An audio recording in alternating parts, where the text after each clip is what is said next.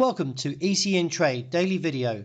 Before we begin, it should be noted that any advice is of a general nature only and that your personal circumstances have not been taken into consideration. Hello everyone, my name is Rob Clayton and thank you for joining me.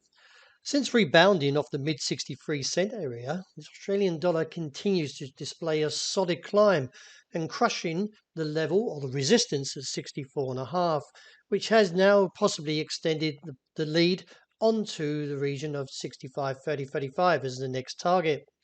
Reassess from there because the market is getting somewhat overbought and therefore only supporting the RSI with a weak MACD could actually see supply or profit taking emerging anywhere closer towards that 65 cent and take the market back. That is, if supply overcomes this rally and look back towards the region of 63.5.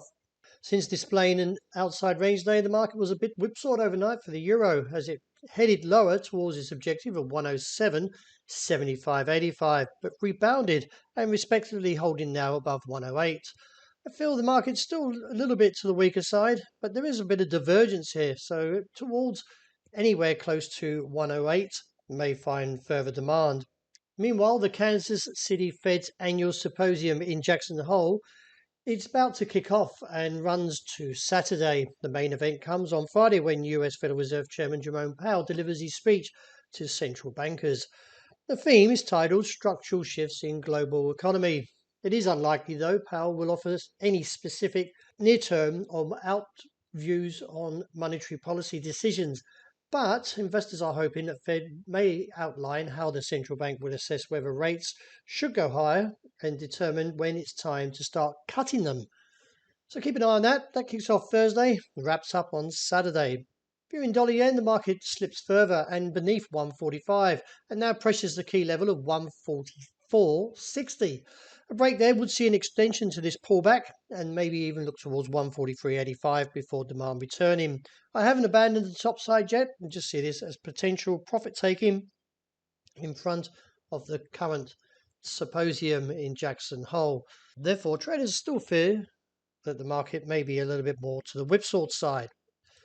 Very whipsaw price action for the pound, but again finds support around 126.20-35 after 3 attempts there now has closed to a positive or a hammer like previously 2 occasions, and from the 3 hammers could still indicate further rise, that is towards 127.80 to 128.20. A break there will give further scope up towards 130, which I feel should come into play. Any weakness still expects demand from that bottom side of the range.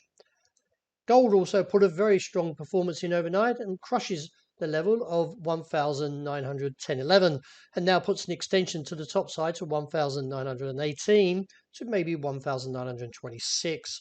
But I feel the market is getting a little bit overbought and therefore profit taking could come back into play. And therefore I'm not abandoning the downside as of yet, which still holds around 1,850.70. Wrapping up with oil, that also was a bit weaker and now closely to challenge either 78.10 a barrel or the base holding somewhere that is of $77.30. I still feel overall the bulls can actually take the market back up. There is a bit of bullish divergence here and therefore a rebound is due and looking towards either 79.5 or to $82 a barrel. Well, that's a wrap. Thank you very much for joining me, and as always, look out for the intraday report and I hope you enjoy the rest of the day.